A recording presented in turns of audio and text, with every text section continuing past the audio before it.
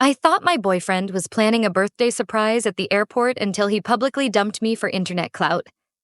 But when I exposed his darkest secrets, he lost everything he had built forever. I got dumped in the middle of an airport terminal on my birthday, with a giant sign and a crowd of strangers laughing at me. My name is Bailey, and this still feels like a nightmare I can't wake up from. I'm 28, and for the past 3 years, I've been with Connor, a guy I genuinely thought I would marry. I built my life around him, supported him through every setback, and believed every excuse he gave for why he wasn't where he wanted to be yet. Looking back, there were so many red flags waving in my face, but when you love someone, you convince yourself they're just temporary storms you can weather. I didn't realize I was standing in the middle of a hurricane until it ripped everything away. Connor and I met when I was working at this tiny indie coffee shop downtown. He used to come in every morning, charming in that cocky, boyish way that made you roll your eyes and smile anyway. I was awkward, shy, not exactly the type who knew how to flirt, but Connor made it easy. He made me feel seen. It wasn't long before he was waiting outside my shifts to walk me home, always making me laugh, always spinning dreams about the future. 8 months in, when his lease ended, it just made sense for him to move into my apartment. He was between jobs again. He always had a reason why it wasn't his fault. But I figured relationships are about helping each other through rough patches, right? I took on more bills, no big deal. It was just temporary. That's what I told myself every month when rent was due and Connor's dream job was still right around the corner. He had big ideas, starting his own coffee subscription service, launching a food blog, even inventing some app that connected baristas with customers. Every idea came with the same pattern: a flurry of excitement, a little bit of work, and then nothing. I quietly covered the gaps, took on extra shifts, maxed out a credit card once to buy him a new laptop for the business. I was all in because I thought he just needed someone to believe in him. And he rewarded that belief by publicly humiliating me in front of hundreds of strangers. Last week was my birthday, and Connor told me to meet him at the airport arrivals terminal at 7 p.m. He said he had a huge surprise and that it was going to be the best night of my life. I spent hours getting ready. New dress, hair curled, full makeup, the works. I even booked a rideshare because he said parking would ruin the timing. I should have known something was off when he wasn't answering my texts after I arrived. I stood there clutching my tiny purse, scanning every face that came through the automatic doors, my heart hammering with nervous excitement. Then I saw them. Connor and 4 of his friends, all carrying balloons and a giant white poster board. For a split second, I thought maybe it was a surprise party. Maybe they had booked a flight somewhere amazing. Maybe he was proposing. I was so wrong. They reached the middle of the terminal, right where all the families were waiting for their loved ones, and flipped the sign around. It read in huge, sloppy letters, "Happy Freedom Day, Bailey. You're officially dumped." People actually gasped. Some even laughed. My stomach hit the floor. Connor bowed theatrically while his friends whooped and clapped like it was the funniest prank ever pulled. And then, to make it even more cruel, Connor pulled out his phone and started recording my reaction. I couldn't move. I couldn't speak. It was like my brain had short-circuited from the shock and humiliation. Every second stretched into an eternity as strangers pointed and whispered. I could feel my face burning, but my body refused to cooperate. Connor walked right up to me, still filming, and said, "Smile for TikTok, babe. You're about to go viral." That was the moment something inside me snapped. Not with anger, not even with sadness. Just clarity. I wasn't going to cry. I wasn't going to scream. I was going to make sure Connor regretted ever thinking I was weak. And in that moment, standing in the middle of that airport terminal, I realized I had a plan. I didn't make a scene at the airport. I wish I could tell you I marched up to Connor and slapped the phone out of his hand, delivering some epic monologue that made everyone cheer. But that's not what happened. I just stood there, frozen, humiliated. I could hear people around me murmuring, some awkwardly laughing, some whispering things like "poor girl" under their breath. Connor and his friends were still filming, still laughing, still high-fiving like they'd just pulled off the prank of the century. One of them, a guy named Marcus, even yelled, "Get a shot of her crying. It'll get more likes." I didn't cry. Not then. Not when Connor blew me a mocking kiss. Not when he and his friends walked away, leaving me standing there like a forgotten suitcase. Instead, I turned on autopilot. I pulled out my phone with trembling fingers and called Lily, my best friend since middle school. She picked up on the first ring. "I'm at the airport," I whispered. "Can you come get me?" She didn't ask questions. She just said, "Stay there." "I'm coming." While I waited, I forced myself to breathe. In, outside. In, outside. I clutched the straps of my purse like they were the only things keeping me tethered to reality. Every minute felt like an hour. When Lily pulled up outside, I barely made it into the car before I broke down. Full body shaking, gasping for air, ugly, heaving sobs that felt like they were ripping my lungs apart. Lily didn't say anything. She just reached across the console and squeezed my hand until I could breathe again. We didn't go back to my apartment. I couldn't face the space I had once shared with Connor, the place filled with his things, his smell, his lies. Instead, we went to Lily's, where she made me tea I couldn't drink and handed me tissues I couldn't use fast enough.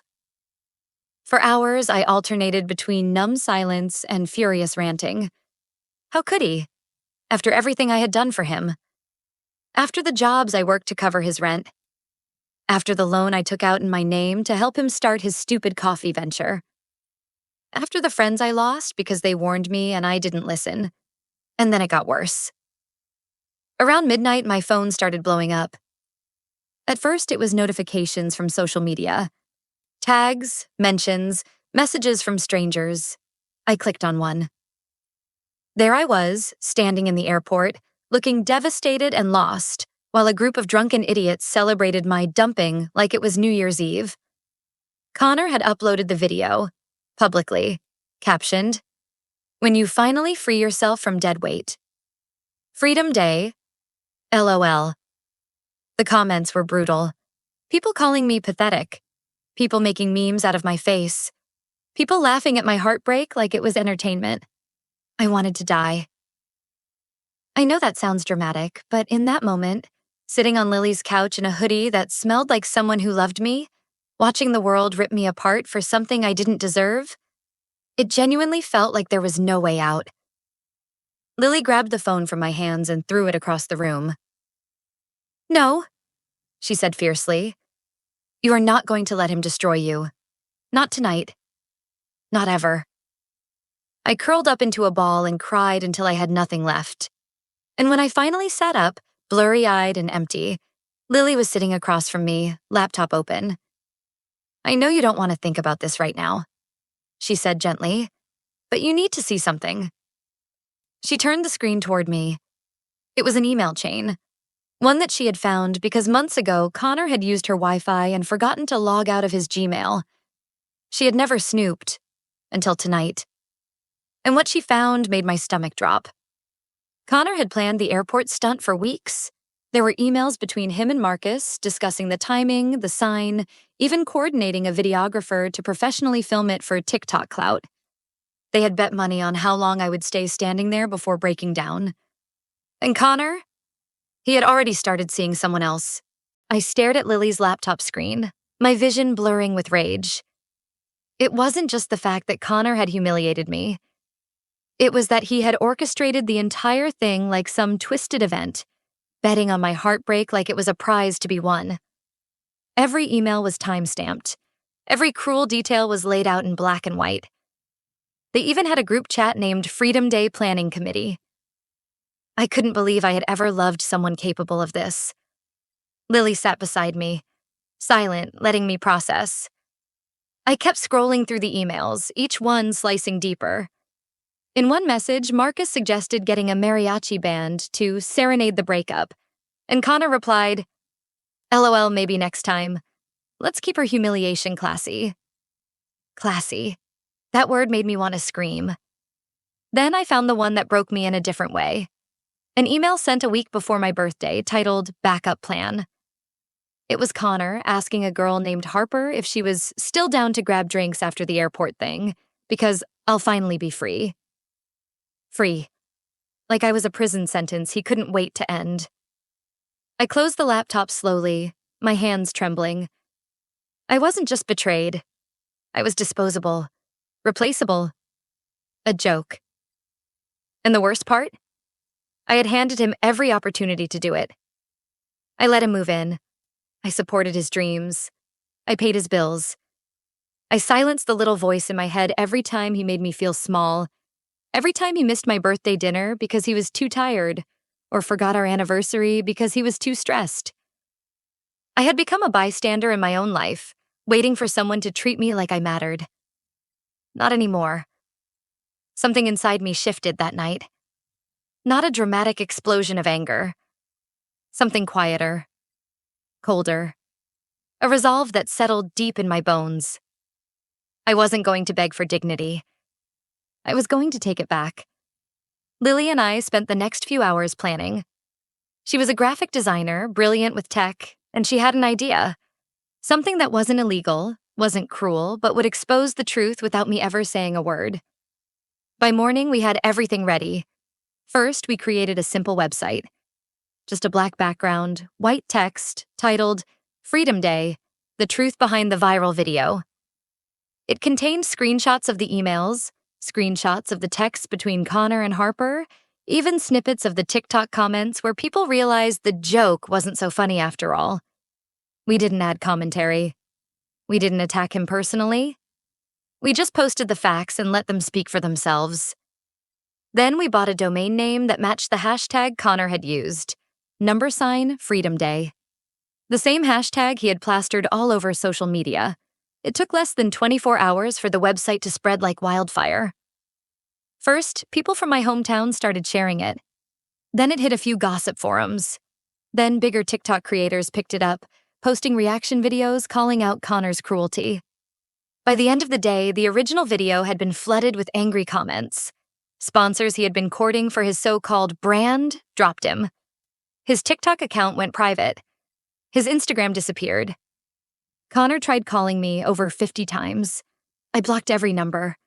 For the first time in years, I wasn't scared of his anger or his manipulations. I was done. I thought that was the end of it. But life wasn't finished teaching me about betrayal yet. 2 days after the website went viral, I got a call from an unknown number. Against my better judgment, I answered. It was Harper. Her voice was shaking. "You don't know me," she said, "but you need to hear this. It's about Connor. And about you." I almost hung up, thinking it was some sick prank. But what she told me next made my blood run cold. Connor hadn't just been planning to humiliate me at the airport. He had been planning to take out a loan in my name. And he almost succeeded.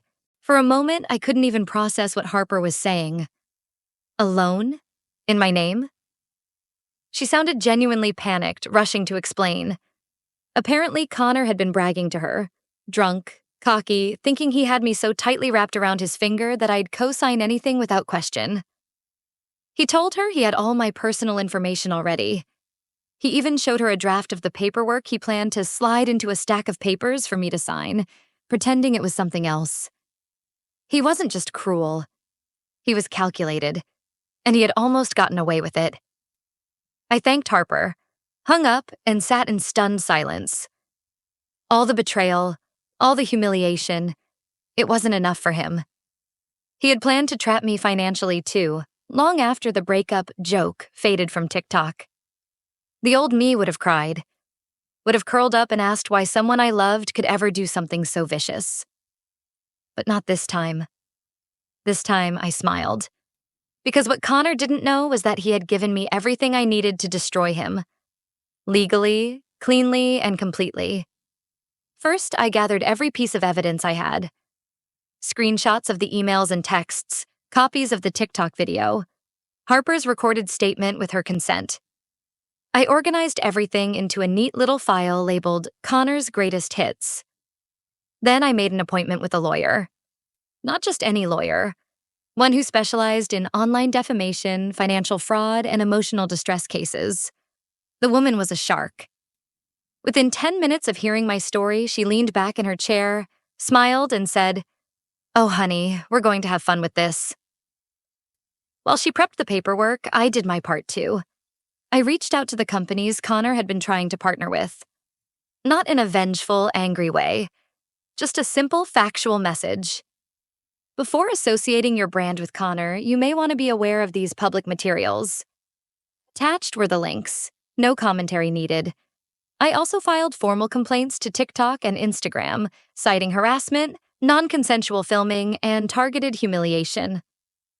His accounts were already under scrutiny. I just gave them the final push. And while the legal wheels started turning, I cleaned house in every other part of my life.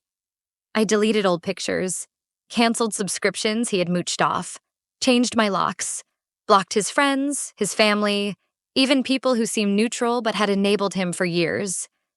It felt like shedding an old skin. Painful, raw, but necessary. Every step I took made me feel lighter, stronger, like I was building myself back up from the ground, brick by brick. But the best part? The moment that truly made me realize I had all the power now? It came exactly 1 week after I filed the lawsuit. I received a letter from the loan company Connor had tried to scam. It was addressed to me, but inside was a copy of an application Connor had submitted, using my name, my social security number, and a forged signature. The application had been flagged internally as suspicious, especially after the website exposing him had gone viral. The fraud prevention team had launched a quiet internal investigation. And here's the twist. The part that made me laugh so hard I cried. They had already referred the case to the police. Connor wasn't just facing public humiliation anymore. He was facing criminal charges.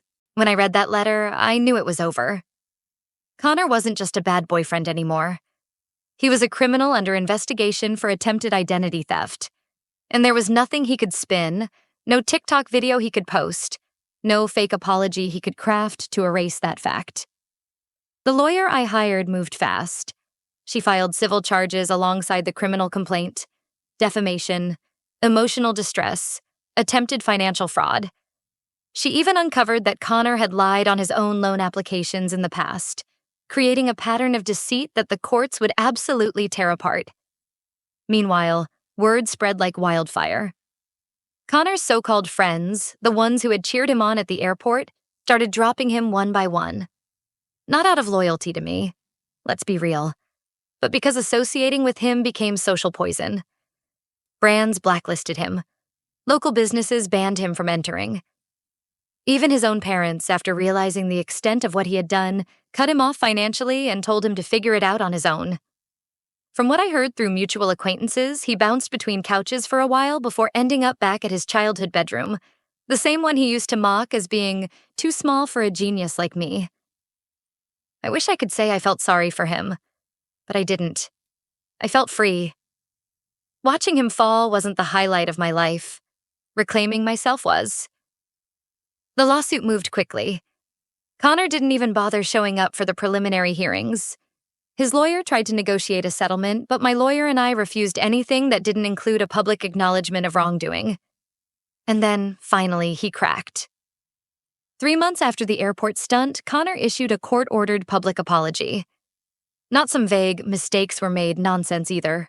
A real apology, admitting that he had orchestrated the event to humiliate me, attempted to take out a loan in my name, and caused significant emotional distress that resulted in financial and reputational harm. It was posted across all his social media accounts. It stayed up for 60 days as required. It didn't fix everything. It didn't erase the pain. But it was justice. Real, tangible, undeniable justice. The criminal case is still ongoing. I don't know if he'll serve time, but at this point, it almost doesn't matter. Because he's already lost everything that ever made him feel powerful. And I found something better than revenge. I found myself. I moved out of the city a month after the settlement. Got a new job with a company that values my skills. Adopted a rescue dog named Moxie, a tiny little mutt with the heart of a lion. Started therapy, Not because I was broken, but because I deserved help healing fully. For the first time in years, I wake up and feel excited about my life. I'm not the girl who waited at the airport anymore. I'm not someone's backup plan, or their punching bag, or their free ride. I'm Bailey, and I'm free. If you've ever had someone try to break you, remember, you are not what they did to you. You are what you build after they're gone. And if my story resonated with you even a little, drop a comment with the number 2. I'd love to hear your stories of resilience too. You're not alone. And your comeback can be louder than their betrayal.